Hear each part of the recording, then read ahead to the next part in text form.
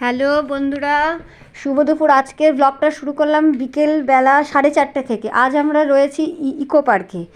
আর eco পার্কে হঠাৎ করে কোনো রকম কোনো প্ল্যান ছিল না, হঠাৎ মনে হলো যে খাওয়া দাওয়ার পরে বসে আছি, তো আজকে আমাদের কর্তার যেহেতু ছুটি রয়েছে তাই আমরা চলে আসলাম ইকো পার্কে।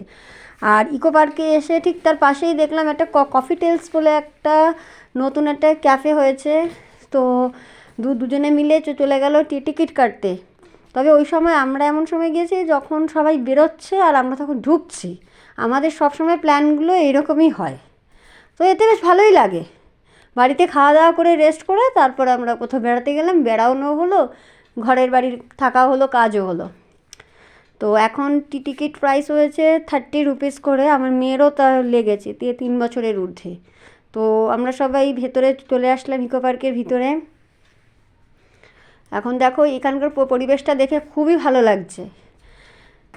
মানে কোথাও পিকনিক করতে না গিয়ে যদি এখানেও আসা যায় তো ভালোই বেশ লাগবে। ফুল গাছ রয়েছে, আবহাওয়াটা এত সুন্দর। আর বিকেলের একেবারে পড়ন্ত বিকেল, সূর্য অস্ত যাওয়ার মুখে। আর এখানে চলছে সব ফটো সেশন হচ্ছে, বাবা মেয়ে মিলে। আর অবশ্যই হ্যাঁ, তোমরা কেউ কেউ জানো আমার হাতটা, আমার আঙুলটা ভেঙে গেছে, তো ওই ভাঙা আঙুল নিয়েই চলে এসেছি। জানি বাড়ি থাকলে হয়তো ভালো হবে না, আবার এখানে আসলেও যে কিছু খারাপ হবে সেটাও না। যাই হোক, দেখো ফুলগুলো খুব সুন্দর লাগছে, বেশ ভালোভাবে ফুটে রয়েছে, বড় বড় হয়ে রয়েছে, কত ছোট ছোট কুড়ি হয়েছে, কাল পরশু সেগুলো ফুটে যাবে। তো এখন চলছে ফটো তোলা।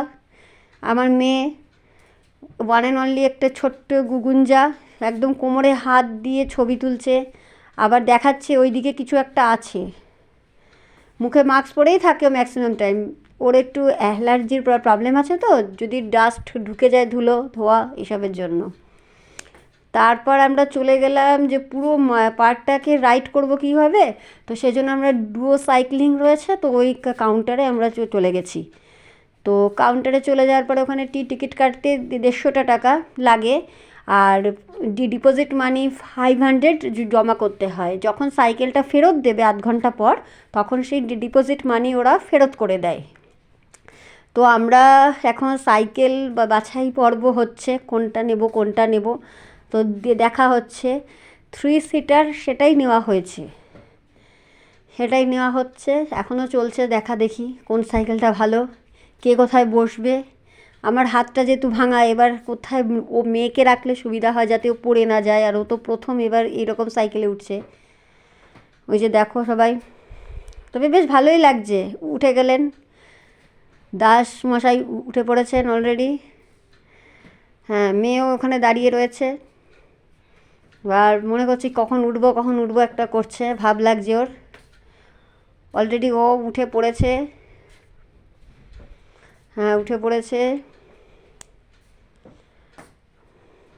আরও সবাই লোকজনরা আসছে এখন সাইকেলিং করবে বলে, উঠে পড়েছে।